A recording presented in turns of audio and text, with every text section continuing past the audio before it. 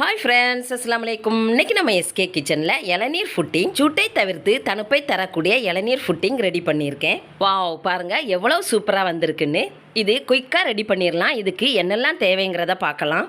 இதுக்கு நான் 4 இளநீரினுடைய தண்ணீர் எடுத்திருக்கேன்.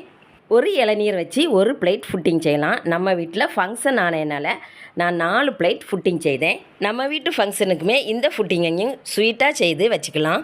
இளநீர் உள்ளாடி சாஃப்டான தேங்காய் இருக்கும். அந்த தேங்காயும் இருந்துன்னா ஃபுட்டிங்கில் சேர்க்கலாம். இந்த இளநீரில் அதிகமான தேங்காய் உள்ளாடி இல்லை, 2 இளநீரில் தான் தேங்காய் இருந்தது. இதை எல்லாத்தையும் சேர்க்க வேண்டியது தான். இதுக்கு நான் ஒரு மில்க் மேட் டின் வாங்கியிருக்கேன். இது எல்லாத்தையும் சேர்க்கணும். இது 2 இளநீரினுடைய தண்ணீர். இதில் தேங்காய் இல்லாதது. இது 2 இளநீரினுடைய தண்ணீர். இதில் தேங்காய் இருந்து இது 2ஐயும் ஒன்று சேர்த்து மொத்தமாக 1.5 லிட்டர் இளநீர் கிடச்சிருக்கு. இது எல்லாத்தையும் இந்த ஃபுட்டிங்கில் சேர்க்க வேண்டியது தான். அது எப்படிங்கிறத பார்க்கலாம். இது ஒரு பக்கம் இருக்கட்டும். அடுத்து இதுக்கு நான் 1.5 லிட்டர் நல்ல திக்கான பால் எடுத்திருக்கேன். இதை ஒரு பாத்திரத்தில் ஊற்றி நல்லா காய்ச்சி எடுக்கலாம். பால் அடுப்பில் வச்சதும் ஒரு முறை அடி வரைக்கும் கலந்து கொடுத்து பாலை காய்ச்சி இறக்க வேண்டியதான்.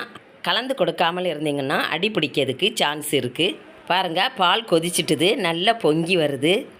ஃப்ளேமை ஆஃப் பண்ண வேண்டியதான். 2 முறை கொதிச்சிட்டுது, போதும். இதை ஒரு பவுலுக்கு சேஞ்ச் பண்ணிடலாம். அப்போ தான் பால் குயிக்காகவே கூல் ஆகும். பால் ஏடு பிடிக்கக்கூடாது. இப்படி கலந்து கலந்து கொடுத்து கூல் ஆக்கணும். அடுத்து பாருங்கள், 25 கிராம் அகர் அகர் பாக்கெட் வாங்கியிருக்கேன். இதுக்கு 25 கிராம் பாக்கெட்டுமே தேவை இருக்குது. இதை எல்லாத்தையும் சின்ன சின்னதாக கட் பண்ணி 3/4 லிட்டர் தண்ணீர் ஊற்றி காய்ச்சி எடுக்கணும். இளநீர் சேர்க்கிறதுனால அகர் அகர் காய்ச்சும்போது 3/4 லிட்டர் தண்ணீர் போதுமானது. அதிகமான தண்ணீர் தேவையில்லை. 25 கிராம் அகர் அகரையும் சின்ன சின்னதாக கட் பண்ணி எடுத்துட்டேன். இதில் 3 கப் தண்ணீர் சேர்க்கலாம். 3 கப் தண்ணீர்னு வரும்போது 3/4 லிட்டர் ஆகுது. 3/4 லிட்டர் அல்லது 1 லிட்டர் தண்ணீருமே சேர்த்து இந்த அகர் அகரை மெல்ட் பண்ணி கொண்டு வரலாம். பாருங்கள், 3 கப் தண்ணீர் சேர்த்துருக்கேன். இது 10 நிமிடம் ஊறட்டும். 10 மினிட்ஸ் இருக்கட்டும். 10 நிமிடம் முடிஞ்சிட்டுது. அடுப்பில் வச்சுருக்கேன். ஃப்ளேம் மீடியமாக வச்சு காய்ச்சி எடுக்கணும். பாருங்கள், அகர் அகர் நல்லா கொதிச்சுட்டு இருக்குது. இந்த டைமில் 2.5 கப் சீனி சேர்க்குதே.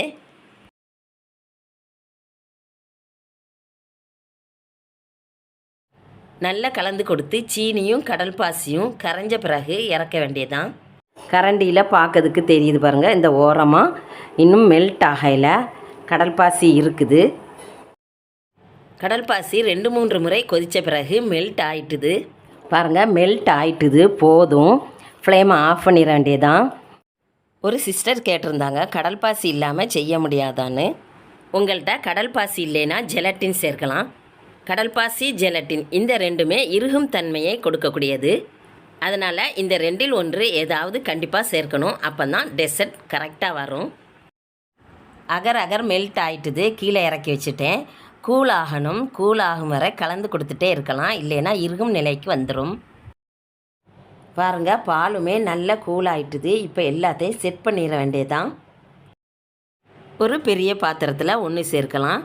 ஃபஸ்ட்டு கூலான கடல் பாசியை சேர்க்குதேன்.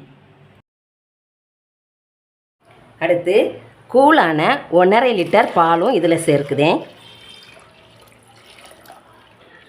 அடுத்து இளநீர் சேர்க்கணும். 4 இளநீரினுடைய தண்ணீர் எல்லாத்தையும் சேர்க்குதேன். இந்த இளநீர் ஃபுட்டிங் இளநீரினுடைய ஃப்ளேவர் நல்லாவே இருக்கும். டேஸ்ட்டுமே படு சூப்பராக இருக்கும். வெயில் காலங்களில் இந்த ஃபுட்டிங் அடிக்கடி செய்து சாப்பிடலாம். இந்த ஃபுட்டிங்குக்கு மில்க் மேட் ஊற்றுனீங்கன்னா நல்ல டேஸ்ட்டும் நல்ல ஃப்ளேவரும் இருக்கும். இந்த ஒரு டின்னையும் இதில் சேர்க்கலாம்.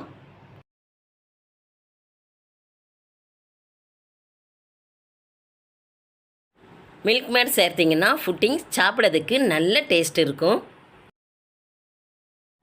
இதில் ஒரு பிஞ்சு உப்பு சேர்க்கலாம். இனிப்பு சுவை தூக்கலாக எடுத்து காட்டும். எல்லாம் சேர்த்தாச்சு. இப்போது சீனி எப்படி இருக்குன்னு செக் பண்ணி பார்த்து சீனி தேவைன்னா சேர்த்துக்கலாம். சீனி நல்லா கரெக்டாக இருக்குது, போதும். ஃபுட்டிங்குக்கு ஃபுல் சீனி இருக்கணும். அதிகமாக இளநீர் தேங்காய் இருந்துன்னா இந்த பால் கூட கலந்து எடுக்கலாம். நமக்கு குறைவாக தான் இருக்குது. அதனால் பிளேட்டில் கார்னிஷ் பண்ணதுக்கு இந்த தேங்காய் இருக்கட்டும். இளநீர் ஃபுட்டிங்க்கு கலர் எதுவும் சேர்க்க தேவையில்லை. ஒயிட் கலரில் இருக்கட்டும். எல்லா ஐட்டமும் சேர்த்தாச்சு. இளநீரினுடைய ஃப்ளேவர் நல்லாவே இருக்குது. 25 கிராம் அகரகர், 4 இளநீர், இது எல்லாம் சேர்த்து மொத்தமாக 4 பிளேட் வரணும். கலந்து வச்சுருக்கக்கூடிய இந்த இளநீர் பால் எல்லாத்தையும் பிளேட்டில் ஊற்றிடலாம்.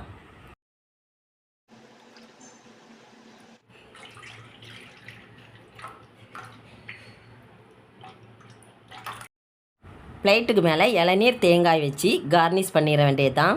நான் இதுக்கு முன்னாடியும் இளநீர் ஃபுட்டிங் வீடியோ அப்லோட் பண்ணியிருக்கேன். அதை பார்க்காதவங்க இதில் லிங்க் கொடுக்கேன், செக் பண்ணி பார்த்துக்கிடுங்க. பிளேட்டில் ஊற்றுனதும் 1 ஹவர் ஃப்ரிட்ஜில் வச்சு எடுத்திருக்கேன். பாருங்கள், நல்லா செட் ஆயிட்டுது. இப்படி செட் ஆன பிறகு தான் கட் பண்ண முடியும்.